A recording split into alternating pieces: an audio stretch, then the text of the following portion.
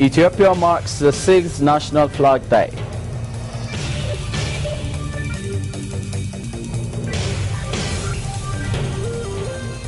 And scientists are set to raise certainty that climate change is man-made to 95%.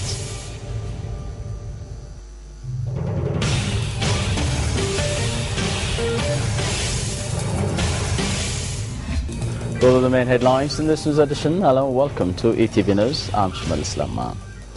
Ethiopians have marked the 6th National Day.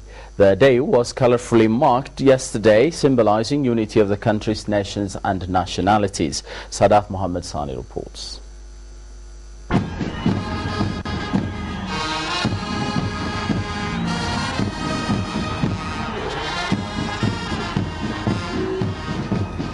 It has been 6 years since the nation started celebrating the National Flag Day.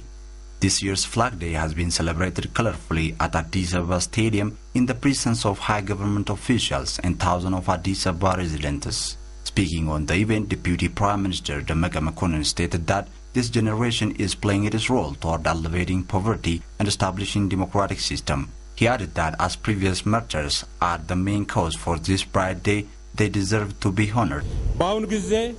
The current generation is committed in building a strong foundation for democracy, development and peace in our country.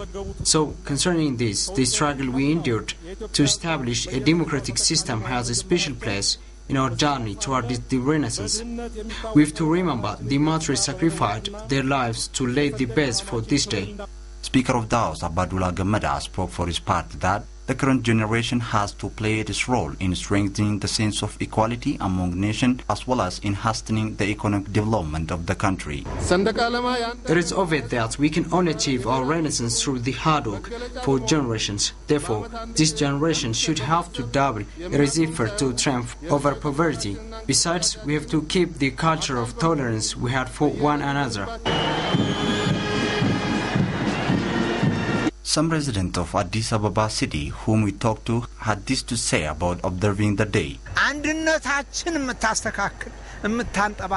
Our flag is our identity. It is the sign of our unity. The unity that we have today is stronger than ever. Today's youth are very lucky. They are enjoying such peace and they have to be responsible in preserving this peace and unity. While celebrating this day, we have to look for ways to strengthen our unity and sustaining the existing fast development. Our flag is the reflection of equality and unity among nations and nationalities. Our flag is a gift of the martyrs who had fallen for this country. But we, the generation of this time, have no other enemy other than poverty. So we have to realize the renaissance of our country by securing development. Regional chiefs of state, members of the Defense Force, the Federal and Addis Ababa police member took part in the celebration of the Flag Day at Addis Ababa Stadium. The day was marked with various assortment, including parade by the Defense Force as well as Addis Ababa and Federal Police.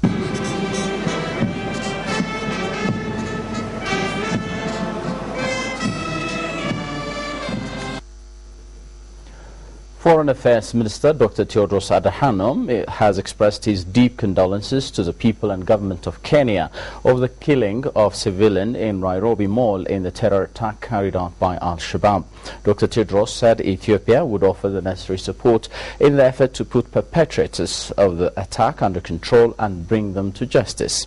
He said as Ethiopia is the current chair of the African Union, it is committed to play a leading role in coordinating other African countries in the fight against terrorism.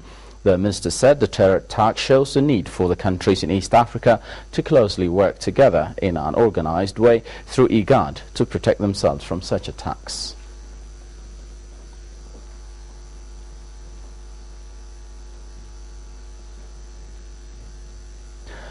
Meanwhile, IGAD ambassadors have denounced the deadly attack in the Kenyan mall. Here is what Ambassador Dina Mufti, spokesperson of the Ethiopian Foreign Affairs Ministry, said.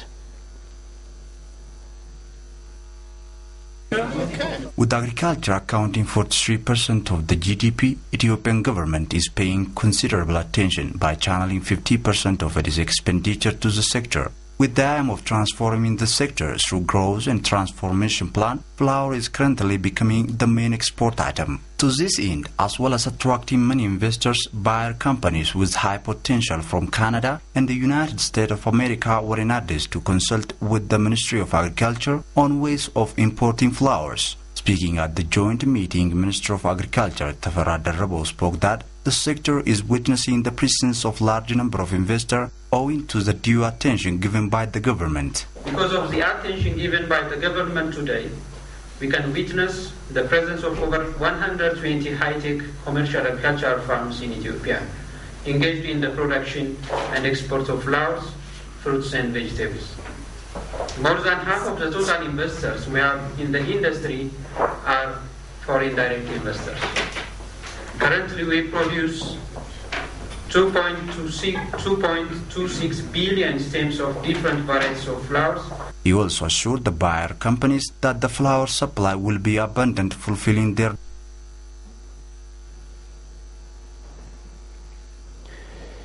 We apologize for the picture mix there. Polish investors expressed desire to engage in different investment sectors in Ethiopia. Ethiopian Foreign Affairs State Minister Ambassador Brhane Gebrekristos on Monday discussed with a Polish delegation led by Deputy Minister of Foreign Affairs of Poland, Beata Stelmach. On the occasion, Ambassador Beata stressed the need for Ethiopia and Poland to work jointly with a view to enhancing existing overall relation between them in different sectors, including investment. Stelmach, on her part, said that the Polish investors are showing increased interest to invest in Ethiopia. In particular, a Polish software company is undertaking activities to invest here, and other companies are keen to engage in the agriculture sector in the country. The Deputy Minister said Poland will further enhance existing relations in all sectors with Ethiopia, which is playing a key role in Africa. Recalling Poland's development plan similar to that of Ethiopia's Growth and Transformation Plan 25 years before, she said Ethiopia will register successful economic development through implementing its plan.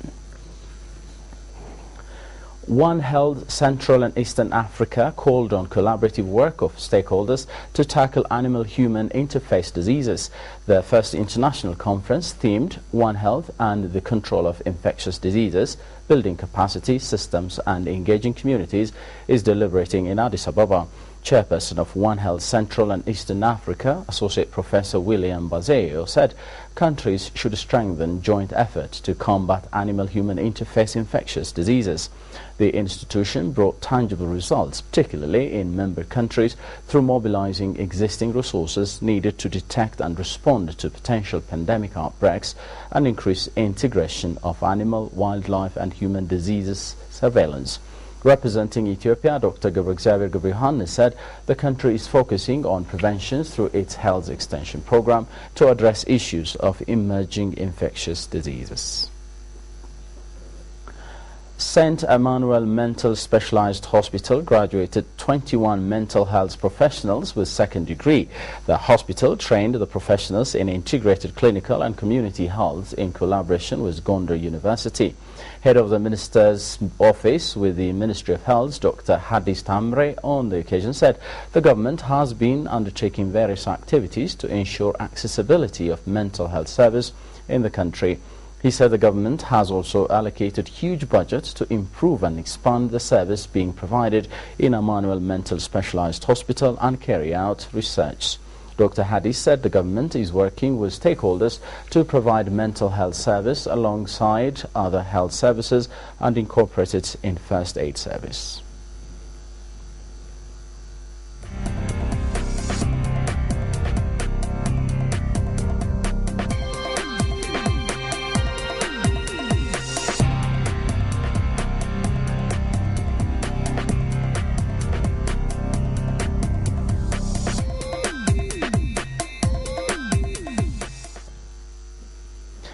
You're watching ATV News. The African Union Commission and the European Union signed assistance agreement amounting to 124 million euros to the AU mission in Somalia, AMISOM, for the period of between June to December 2013.